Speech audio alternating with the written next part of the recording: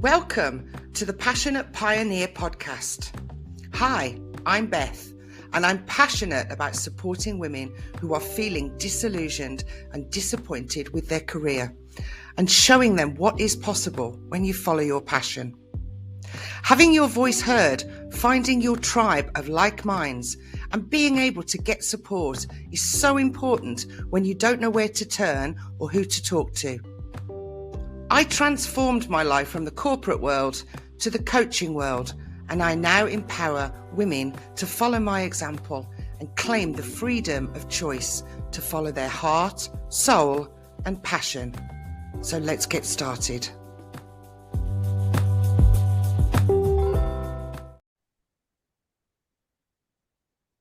Today I am joined by Carolyn Wallace. Carolyn has worked as a therapist for 20 years, but has started to move out of giving her time and energy to the hierarchy and moving towards creating her own dream business. Supporting women with their transformations as a psychotherapist, it was a natural progression for Carolyn to also study archetypal modalities, and from there, dig deeper into spirituality and our own unique soul blueprints. She is also a yoga teacher, Reiki Master, and soul dance teacher, and of course, a continual seeker of spiritual wisdom in her life. Her startup business, Your Radiant Life, utilizes all of her experience and various modalities to support spiritual women in being unapologetic, radiant, and confident, and activating their highest potential. Welcome, Carolyn. Thank you, Beth. Well, that's lovely, isn't it? What's an amazing journey. So, tell us about being a therapist. How did that all start for you? That's a really interesting question. Well, so the journey is I got my MSW, which is a master's in social work from Temple University in Philadelphia. Oh my goodness, way back in 1996. Blah, blah, blah, blah. 1996, something like that. So because I hadn't done any of my own personal inner work, the thought of actually going out there and doing social work was so terrifying to me that I joined the Peace Corps instead and went and lived in Ecuador for 2 years, which was wonderful in and of itself. Like I had a wonderful experience. I think I did some good for some people there and worked for an organization that served handicapped children and did some good work. But the truth was that I was not ready to put myself out there into the world and have a real grown-up adult job because I was still running from my own shadows. It's funny, isn't it? Because it's funny because, sorry, it's hilarious because years ago, we used to say that therapists needed more therapy. The therapist needed more therapy, at least in my case, than the patients, right? But they'd still continue anyway. But you decided not to, and you decided to go into the Peace Corps. That must have been a really great experience, though. You said, I think I helped a few people. I'm pretty sure that you made. I still have connections to this day. Yes. Mm-hmm. Yeah. So then you did that, the Peace Corps, for 2 years, and then what happened then? You came. Well, then I moved to Washington, D.C., and I worked for a national AmeriCorps program. So that was a very good fit for me, a good job. But while I was there, I discovered yoga. I lived in the neighborhood of Capitol Hill in Washington, D.C., and there was a little neighborhood yoga center there. And I started going in the evenings. And I tell you, the first yoga class I took there, I left there thinking, wow, this is what people must feel in their own bodies all the time. Because my levels of anxiety from that one yoga class, I felt so different. I felt like, oh, you mean I don't have to be wound up to a 10 with anxiety at every moment? I can actually feel calm. It felt like my troubles were way on the other side of the room instead of living in my body after that yoga class. After that, there was no turning back. I really made that my focus. And eventually moved to Massachusetts to study more at Kripalu Center and to be a teacher at Kripalu Center and to get my 500-hour yoga teacher certification. So that's how I migrated to Massachusetts. Wow. It's not the first time I've heard that about yoga.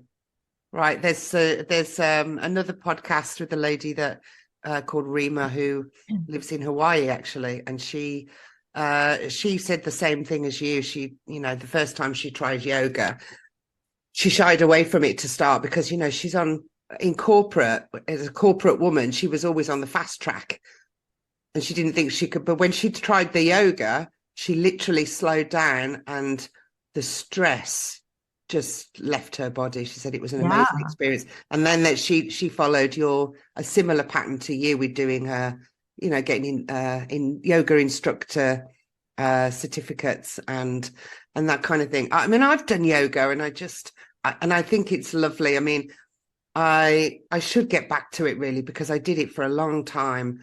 I try and do qigong in the mornings, right, a little bit, because it's shorter. It's shorter for me. But I really would like, now that the weather is nicer here in the Northern Hemisphere, now we've come out of winter hibernation, I really need to get back to it. So tell us about this. So tell us about the journey. So you trained in Massachusetts.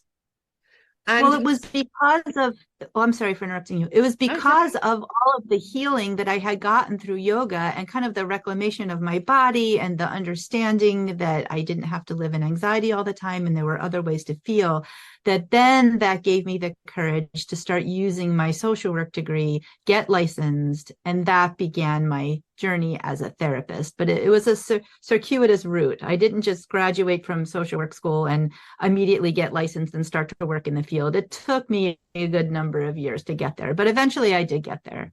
Right. So you started off as a therapist. So is that before the yoga? Is that before the yoga came? The therapist was after the yoga. The yoga is what really gave me yoga and some good therapy. A couple of good therapists is what gave me the courage. Then when I first got my degree, I fled to the Peace Corps because I didn't know what I couldn't handle it. But after some good therapy and a number of years of yoga, like two different, just excellent therapists, I was ready then. It just took a while.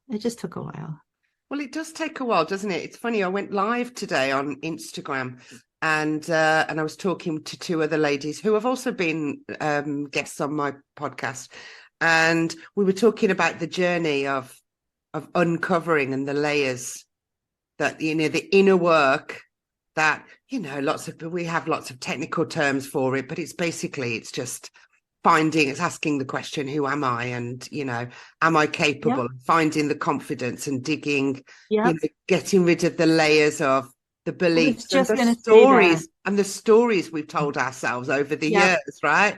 Yep. Shedding those layers. And then, this is who I can become. And, in archetypal language, I know we may not talk about that here, but now I am a certified archetypal consultant. And so if I were going to use archetypal language, I would say, the saboteur archetype is what really keeps us stuck. It keeps us from taking our steps forward. And so what the saboteur archetype does as we start to heal becomes the guardian of choice in the light side of that archetype. And the guardian of choice allows us to take the next step and to shed the next layer and to take the next step to shed the next layer and to keep going like that. And then we become a person that we never knew was really available for us to become because we finally stopped blocking ourselves. Yeah. So that's the beauty of working with that one particular archetype.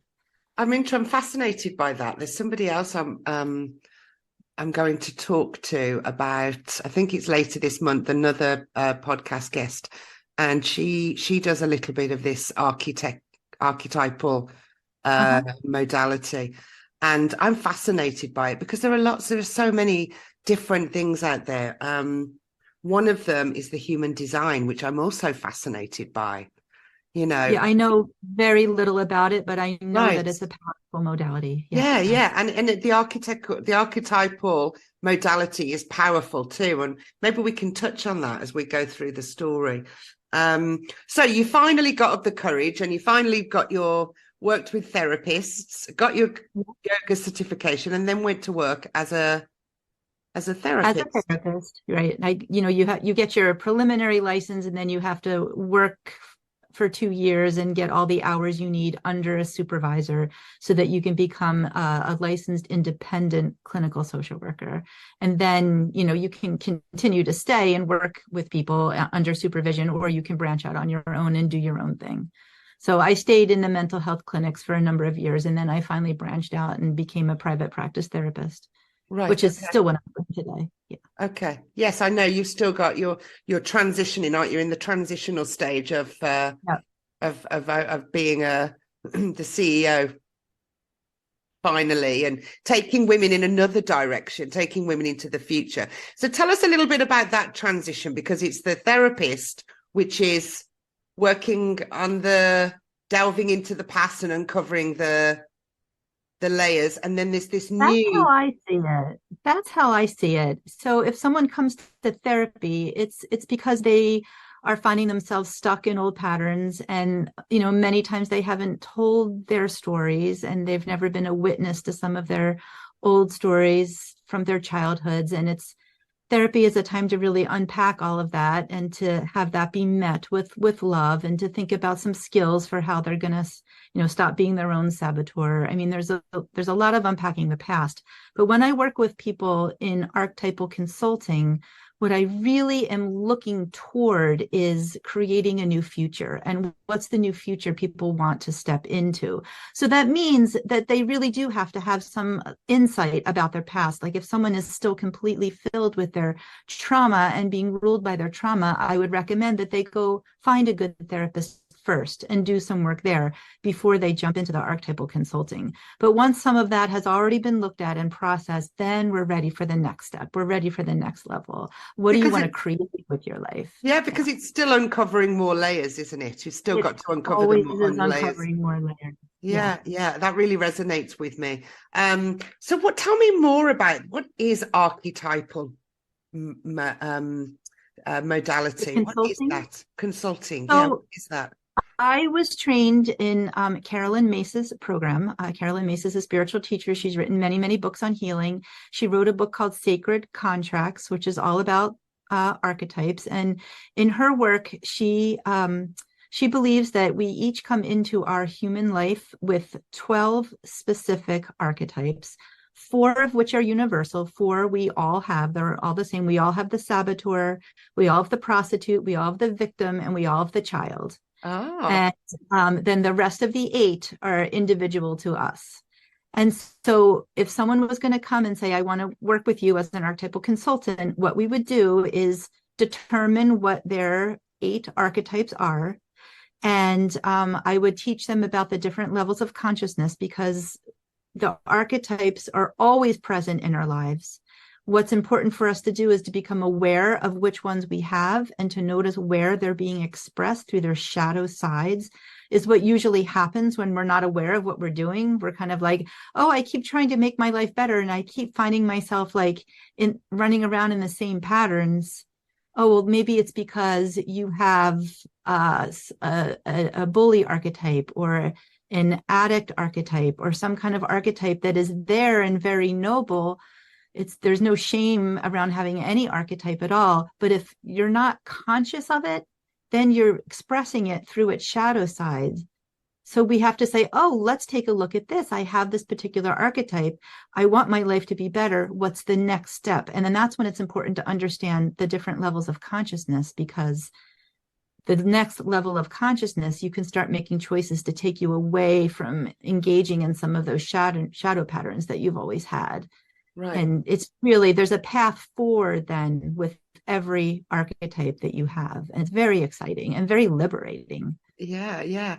Well, it's dipping into the, like you said, it's in our shadow side, or it's in our subconscious. We brought it through in our DNA. And these are, patterns. And it's going into that, spiritual side, which I love. And, spiritual journey is a wellness journey, but it's mind, body, soul. And as a therapist, I'm guessing that it was very tick the boxes and just uncover the trauma. I suppose there was certain. Well, certain it boxes depends to on. tick, basically, right? Absolutely. And especially if you're working at a mental health organization or for insurance companies, which I still do some of, you really do have to make sure you're ticking those boxes, because you're providing a service, for example, for the insurance company, and you have to do it their way. If you're getting paid by them, you have to do it their way. And sometimes there's a little more freedom in how you want to treat people. It also depends on their level of consciousness. So for some clients, I actually do bring in some of this archetypal work. I don't have them do my full 90-day program if they're a therapy client, but I do bring some of it in. And some people are quite receptive to it. And some people are not. They don't understand what I'm, wanting to talk about, or I wouldn't even think of bringing it to them because they're there for other reasons. They're there trying to stop overeating or getting in an exercise regimen or to stop using substances. And it's a different type of work. Yeah. Well, I suppose it's liberating for you as well as your clients, because now stepping into your radiant life business, your dream business, you can actually, you can align with the right clients now, the clients that, instead of being sort of pigeonholed with as a therapist. Sure. That's right. Would you say that's all of it is good? All of that is good, worthy work. There are a lot of people who need to unpack that trauma, and I'm so glad there are still therapists out there who are very interested in doing that with people. It's very important. I certainly needed it myself. I'm more interested now in doing something else. I'm more interested now in going to another level of work with people. Yeah, it's just a turning point, isn't it, in your life? Yeah. And I think following the breadcrumbs is probably what you've done. I mean, you were still, maybe it wasn't therapy work, but going to the running from the therapy world before you actually got into it to do the volunteer work was actually part of following the breadcrumbs, wasn't it? You were, and then you came back, and then you got, you dug deeper, you uncovered a few more layers, and found the confidence to be the therapist. And I think that's right. Right. And I think that did you realize back then that maybe this line of work was going to change in the future, or did you have no idea about it? That's a good question. I don't think I was aware that I could ever be healed enough. I didn't even have that term in my wheelhouse at the time. Right. I just thought, I have too much anxiety for this. I can't be a therapist. I'm too anxious for that. That would just freak me out. I can't sit across from someone talking about their problems, because I didn't have the word getting triggered back then either, but that's what was happening. I didn't have my own sense of self or center or calmness at the time to not only bear that work, but to actually be effective in it. And it really didn't occur to me that one day I would be ready. Right. I don't think until I was ready. And I said, wait, I have this master's degree. Why don't I do something with it? And then it all just fell into place. It actually was easy after that. Right. It is funny, isn't it, when you are following your passion and doing what you love, how the synchronicities just fall into your lap. Yeah. Yeah. What do you think was your biggest disappointment professionally when you were as a therapist, when maybe you were working for the big boys or the insurance companies or whatever, Yeah. Some of the mental health organizations, I worked in a number of them, and, they get their funding from the state, and we're grateful for that, right? Because without money from the state, they wouldn't exist. And some people are being helped that wouldn't have been helped otherwise. Right. And when you mentioned before about ticking all the boxes, sometimes that became more important than actually sitting and meeting with people and figuring out where they are. Now, some people might disagree with that, but I felt like, there was so much. One of my jobs was really to sit behind a desk and make sure I was filling out all of the forms that the state required so that we could continue serving someone. Right. And I had my own master's degree and was a licensed social worker in myself, but that was really my job, was filling out forms most of the time. Wow. So that really wasn't what I was there for. So unproductive, isn't it? So unproductive really, when you're kind of missing the point, aren't you? When you're just sitting there and you're not utilizing me. Hello, I'm not here to just fill out forms and tick boxes, right? And then without it, the programs wouldn't exist. System wouldn't work, and I understand that's for some people, but it's you're not the first person I've spoken to about that either, about ticking boxes and putting not being able to spend more time with the clients, and to really uncover more layers. Right. Which is which is part of your job, really, but you're restricted, aren't you? You're restricted in going the extra mile with them because of I think so. Yeah. Boxes to tick. It's the way the system is set up. Yeah. Exactly. Mm-hmm. Exactly. Mm-hmm. Yeah. So what, as a busy therapist, as a busy professional, how difficult do you think it is to take care of yourself and maintain a good state of mental health? Now, we talked about your first time at yoga and realizing that, you could decompress. You decompressed in the first one. But, for most women in a professional or corporate career, how well do you think they manage to have that work-life balance with taking care of? I think it's tricky. I'm also a single mom of two. So, not only am I running two businesses, I'm a single mom of two. And my kids still need me. They're not grown yet, and it's a tough balance, but I have enough self-awareness now to know when I need, like after my kids go to bed, I could continue working, or I could relax and reread my favorite spiritual teachers. And I actually am pretty good about taking the time I need to do that, because if I'm just burning the candle at both ends, I'm not going to be a good mom. I'm not going to be a good therapist. I'm not going to be a good archetypal consultant. So I really do my best to get to bed early. I get up early. I have an early morning meditation practice every single day. And it really keeps me on the right track, I think. Isn't that so important? You can't underestimate that, can you, really? And every Tuesday night, I make time for, every Tuesday night, I meet with a group of women. We've been meeting now for over a year. We are all archetypal consultants, or at least headed that way.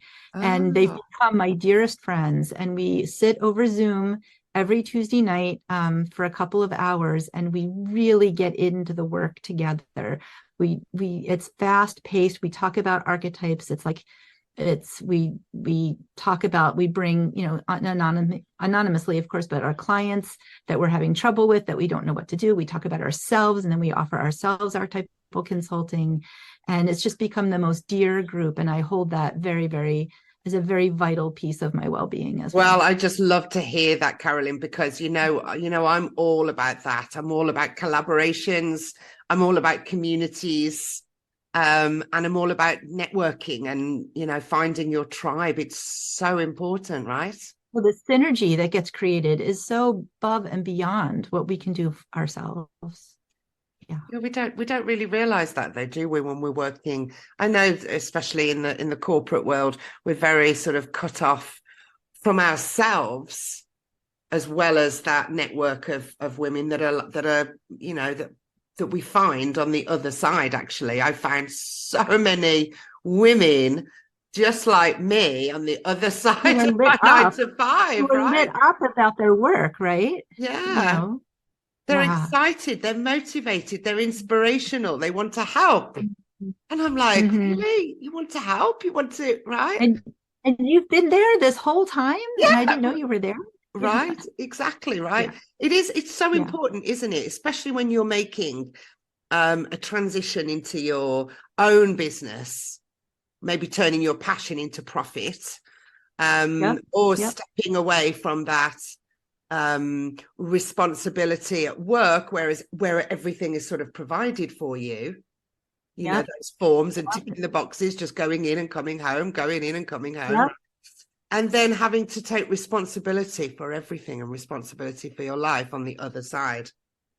Yes, It's a I big, agree. it's a Yeah, big, when I'm working in therapy, I don't have to look anywhere for my clients because I'm on a lot of insurance panels here in Massachusetts, and people just look up therapists, near right, me. I don't have to do any marketing at all. But for the archetypal consulting clients, that takes a whole nother level of finding the people, finding the clients that will resonate with you. As soon as we're done here, I'm going to drive an hour to go give an in-person workshop. That's at a yoga studio that did a lot of work to promote me, and I know about 15 people coming, and I'm going to do a 2-hour workshop to just to talk about the work that I do and to talk about archetypes and lead people through a process, a short process of transformation in that time, and all of that. Of course, I want to provide a service for people, of course, but that is marketing that as a therapist, I never had to take a whole Sunday afternoon and do that, right. you know. Yeah, you didn't have to So do that, did you? Because you were, no, you worked for someone else. I was in a And directory. they Yeah, provided the clients and they just sent them your way, and that's that, right? In the yes, directory. yeah. But it is important, isn't it? It's so important when you step out on your own into your own business that you do find your tribe. I love this Tuesday group that you've got, which is your network of like-minded women Absolutely. Yes. that support and inspire and motivate and collaborate together, Yep. right? Yep. And you're all there to have each other's backs. That's right. We're long Yes. gone are those days where we're pulling each other's down and pulling hair and cat fighting, and just yesterday, right? It's so yesterday. At least in my world, that's very yesterday. Yeah. Absolutely. And it's the same in my world as well. I just don't tolerate it. I haven't tolerated gossip. Well, I've never tolerated gossip or anything bad. Even when I worked in the corporate industry, it's just not my jam, right? Mm-hmm. Mm-hmm. But I do think Yeah. it's really important to find your tribe of women and find that network, right? Yep. So what relationships or people have influenced or inspired your sense of destiny, I suppose, for a better word? What relationships or Or people? people, yeah, have influenced or inspired your journey. Well, Carolyn Mace for sure. I've never met her in person, but I, attend a lot of her online workshops and read her books and follow her. She's sort of the mother of this version of archetypal work. Right. Um, and then, the group that I work with is all part of that same certification program. So we all speak that same language. But I have other spiritual teachers that I follow, and then I've joined a number of book groups to talk about the works. Like one of my most influential teachers, her name is Cynthia Bourgeot, and I've done a couple of book group, online book groups where people are all speaking the same language, and I can really, really get inspired through that. There's just a lot out there. I follow Dr. Joe Dispenza is another Yeah. meditation teacher, and Yeah. I'm part of one of his advanced communities, and we meet every morning at 5 a.m. and do a 2-hour meditation together. It's just lovely. This whole era of internet and connecting over the internet has been profoundly important to my journey of transformation, even over the past number of years. I mean, I use it. Yeah, So, it's incredible, isn't it? mhm. It's just incredible how well, I think the pandemic was the start of it, right? Just everything Yeah, exploded online, but it yep, showed us exactly what was there and what was available. right, Um, and I think, the first thing, as you said, the people that, inspired and motivated you, one of them is the one where you got your certification. yeah, Um, you've not met her.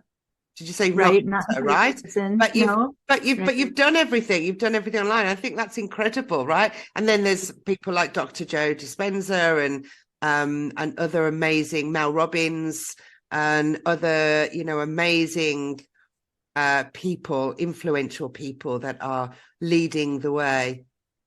and showing And they're the real deal. I mean, and some showing the people light. aren't the real deal, but some Yeah, people really are. Yeah. yeah. Hmm. Some people are. There are some real fakes out there. But yes, it's the internet has been an amazing journey, hasn't it? Since for Yeah. the last 2 or 3 years, right? Hmm. And I love it because look, I meet women from all over the world since from 2020, basically, when we all had to stay at home. And Right. I've And you're just met, sitting at your desk. You're and I sitting at your just, desk, I meeting these know, wonderful people, I right? know, I do the same thing. I Yeah. know. I did my certification, my theta healing certification online. I've done some crystal work online. I've done um, business mentoring and coaching, life coaching, just so many different things Yeah. I've done that wouldn't have been possible had it not been Hmm. for online. Hmm. And given all of that, which is all true, I do have to say the times that I have actually met with my online friends in person has also been an extra level of phenomenal. Yes. There's something about those in-person meetings which don't happen often. They've happened a few times that I just feel so grateful to Yeah. have such wonderful friends, and it works both in person and online. And Yeah, that's great. there's a way to meet in person. Sometimes I really recommend doing that. Yeah, I've done that a few times. I did it last year in June and again in October. Yeah, And the meetup is amazing, isn't it? it is. But it feels like it's almost surreal because it doesn't feel like you don't know each other. No, You we've been meeting online for a you've been year. Of course, meeting we know online each for other. like more than a year, and it's Yeah, like, and you yeah, just feel like it's just an autumn. I just know you, yes, you right? got it. That's Yeah. exactly what I experienced. Yeah. But Hmm. you are right. It is nice to do that, to meet all these wonderful people online, and then actually to Oh, meet. it's so much fun. Life should Yeah. be more fun, and I'm trying to add in more fun, um, deliberately in every day, every waking day. I try to cultivate feelings of happiness and joy and fun and synergy. It just makes such a difference. Yes, Yeah. I'm going to say again, you're absolutely right. I mean, it's that body, mind, and soul journey. The spirituality is basically your wellness journey, and that starts with you. Right? Mm-hmm. It starts and Mm-hmm. ends with you. And you've got Mm-hmm. to put your mindset in the right place in the morning. And to be honest with you, as a soulpreneur, an entrepreneur, my own business, it's really important that I put my mindset in the right place every morning, and I do everything I can Yeah. to raise my vibration every day. Yeah. And then I don't know about you, but sometimes during the day, my vibration, I lose my connection to a higher vibration. Something happens, something in the real world happens. I get annoyed or, Just like and shit happens, right? happens. Yes. And, so then, as part of this archetype work, I tell myself, okay, I'm in this level of consciousness we call Chronos. I've gotten myself all worked up and angry. And what's the next step on if I were going to step into the next level of consciousness, which we call Kairos, what are the choices I can make to help myself feel better? It's just a recognizing of here I am here. The next level of consciousness is here. What do I need to consciously, deliberately do to get myself there? And that becomes my discipline too. Yeah, So, it's that self-awareness, isn't it? It's catching yep. yourself and it's understanding, ooh, something's wrong here. Something doesn't feel right. I don't feel Yep. aligned And then to anymore. actually do something. I mean, I could Right. wallow if I wanted to and sit on the couch and eat a box of cookies till I feel better. I could do that. But there are other options that I'm now Or aware you of. change your state of mind, right? Mm-hmm. Yeah, interesting.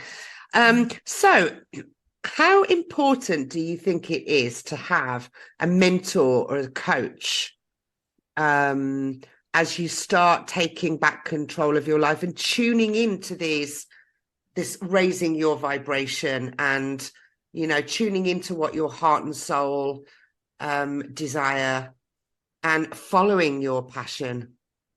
How important is Well, it if, to have if somebody? someone has already what it is that you want, In archetypal world, we call that being in your eighth house. Like if someone in your eighth house, it's what do you desire? And if someone has what you want, it makes a lot of sense to follow what they do, to learn about them as much as you can, to read about them. What would it be like to talk with them? And if you can get any in-person time, that's great. Ask them questions.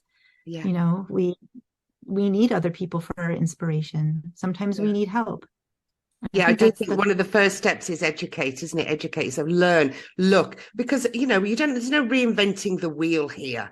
Let's face it, you know, most things have already been done, haven't they? There's always somebody out there that's done it. So if you've got a passion for something, find somebody that's already doing it. Like you said, somebody that, you know, yeah. you can say, oh, I want that. I could Mm-hmm. do that. Mm-hmm. Right. Mm-hmm. And then then with your greatest level of integrity, start moving toward that. Absolutely, Yeah. absolutely. Educate yourself. Try and get, you know, there is so much free stuff as well, right? The free workshops, Yep. books, YouTube videos. Oh, goodness me. There is, you know, Facebook groups. There is just so many. It's a bit overwhelming sometimes, to be honest. But Right. And so that's what I would say also is to pick someone or maybe two. And my friend wrote a book and she had a chapter called Take a Seat at the Table. So there are so many. Let's not saturate ourselves and make ourselves confused. But if there are one or two people that you really are inspired by, take a seat and learn as much as you can from that one person and kind of put the blinders on for other things until you've gotten as many kernels of nuggets of truth and goodness and the next steps to move forward. Yeah, because it's honing your skill, isn't it? It's what I call honing your skill. Is just because we're very good at going after all the shiny objects, right? We could be in 20 groups and then be overwhelmed, right? Without the depth of even one. Yes. Yeah. Yes. Right. So yeah, but it is important, and that's really great, great advice, Carolyn. Is to really, you know, when you're honing your skill, is to not overwhelm yourself with too much. Yeah, because we're looking for depth. I mean, all of those are like spokes of a wheel, and they probably will all get you to the center of the wheel, which is healing or enlightenment or whatever you want to call it. But if you're jumping around from spoke to spoke to spoke to spoke, like every day, you're not getting yourself closer to the center. So I would say pick something and learn as much as you can to get yourself as close to that center as you can. So tell us a little bit about your new dream business, Your Radiant Life. How did you come up with that name? And tell us a little bit about what you envision. Well, so my teacher, Cynthia Bourgeau, one of the teachers that I follow, wrote, I don't even remember which book this is in. I think it might be in her book called Love is Stronger Than Death, but I'm not sure.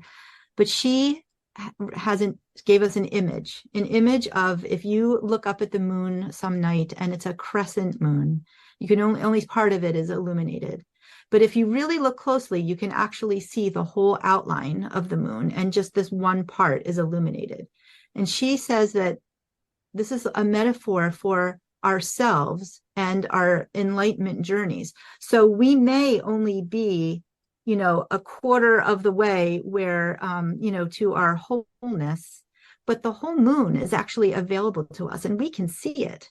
And so the more inner work that we do on ourselves, the more we're going to fill in that circle of the moon. And then we become a quarter moon, and then we can become a half moon, and then we can become a 3/4 moon.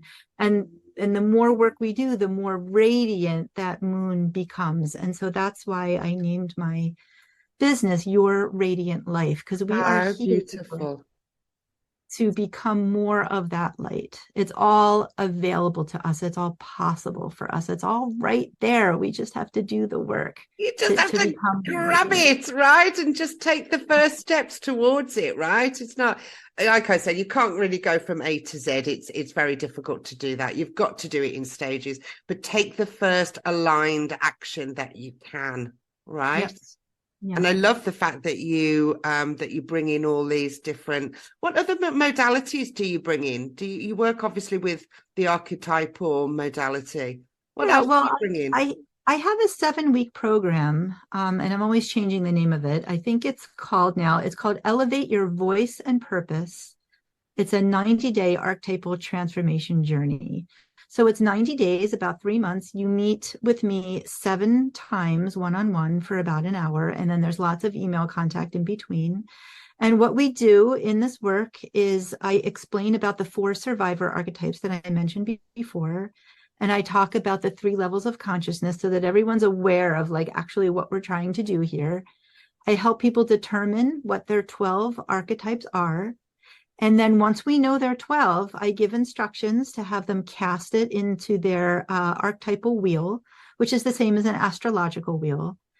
And so once they cast their wheel, then they have 1 archetype in each of the houses of the archetypal wheel. And then we go through and talk about which archetype is landing in which house, which is in which area of their life, and how it's expressing itself through the shadow, what we need to do to bring itself into the more of a kairos level of consciousness, and then what can happen if we can get all the way to a cosmic level of consciousness. Wow. And we go through someone's chart, and it takes about 3 months, this whole program. And then they have just this wonderful, powerful roadmap, a blueprint of their life that they can refer to again and again and again. And when they get stuck, they say, okay, which archetype is leading here? How is this archetype expressing? And then you can say, okay, just like I mentioned before, okay, am I in the Chronos level of archetypes where I'm living by default? What do I need to do? And which archetype can help me pull myself into the next level of consciousness, and how do I live from there? And we can do this with each of their archetypes in each area of their life. And there's really no end to the becoming that people can garnish when they continue this work long after they've stopped talking to me. There's just no end to that becoming of themselves. And do you do that on a one-to-one? Because obviously as a therapist, it was a one-to-one. Is this a one-to-one? I do this as a one-to-one, yes. Right, okay. But you obviously do groups because you do workshops as well. You say you're going to a workshop. I'm going to a workshop right after. Yeah. Yes. And you're going to teach the same. You're going to teach all about the it's like a 2-hour introduction to my 7-week program, I guess. Very nice. Yeah. Very nice. Very nice. Okay. So let's just finish with the final question. Do you have any final advice and any golden nugget to drop here at the end about what women should do to follow their passion, which leads to their purpose? What I would say is remember that you are your own authority. You are your own authority. So, and it really does depend on what your archetypes are, but if you don't know that yet, so just suppose you know somewhere deep down that you have the artist archetype and you need to be an artist, but your parents or society has told you, oh, there's no money in that. You know, you might not be good enough. Art school is a waste of time, whatever the outside voices are telling you. You be your own authority. If you're supposed to be an artist or some kind of a healer, or including maybe going to medical school, maybe not, but you be the authority of your life. If you know without a doubt you're supposed to be a mother and all the signs are looking like it might be a really bad idea to have a child right now, but you've got that mother archetype, just be your own authority. It doesn't mean you necessarily have to have a child. It might mean, how can you express that in another way? Maybe it does mean you could need to have a child. I don't know, but pay attention to what your soul is calling you to, and let that be your authority. Yeah, let that be your authority, and don't listen to others' authority, because we all have our own paths, right? That we actually need to express, because once we're aware of what our archetypes are, it means, oh my gosh, now I actually have to do something with this. Right. With the healer archetype, maybe you need to go be a healer. Right. You have the artist archetype, maybe you need to go be an artist. Yeah. We can't really deny these things anymore. Yeah, but a fascinating subject, archetypal, what was it? Archetypal consultancy. Consulting. Amazing. Yes, fascinating. It's the first time I've really talked to anybody about this modality. So it was really, I really enjoyed that today. Thank So you if so anybody much. wants, I just want to put out there that I have a free meditation. It's both written and spoken audio, a meditation called Unleash Your Inner Diva.